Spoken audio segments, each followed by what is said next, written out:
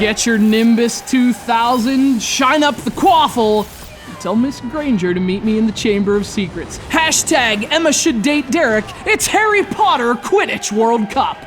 Sorry, Professor Snape, but Hermione and I won't be making it to the match.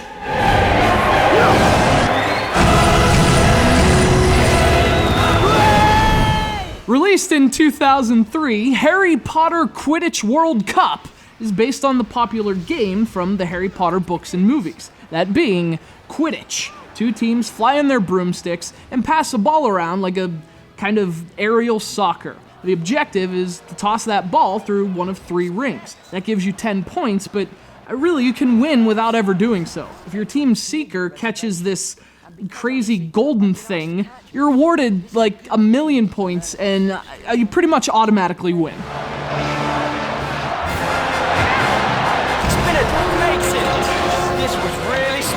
Quidditch World Cup totally captures the spirit of the movies and the electric atmosphere of their on-screen Quidditch games. For Harry Potter fans in particular, it's easy to appreciate the detail here, and although the game does feel a bit dated, it's still aged really well.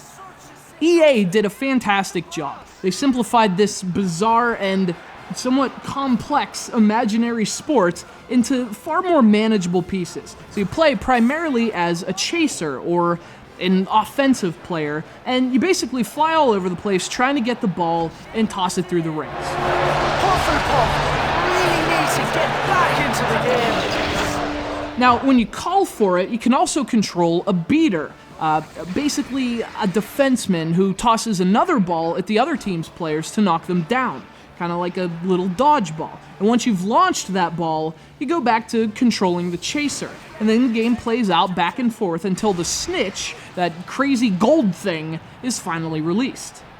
And that's when Quidditch World Cup turns into a kind of racing game. You control your team's seeker and try to stay on the path of the snitch until you're within reaching distance. And once you grab the snitch, the game is over, and usually you win. So EA split things up nicely, and they paired that approach with really simple controls. Movement is handled with the left analog stick, passing and shooting with the circle and the X. It's very basic, very user-friendly. There's really not much depth to the gameplay, but it compensates for that in terms of content. Quidditch World Cup is a great pseudo-sports game. It's not very hard, but given its intended audience, that makes sense. And anyway, it's addictive.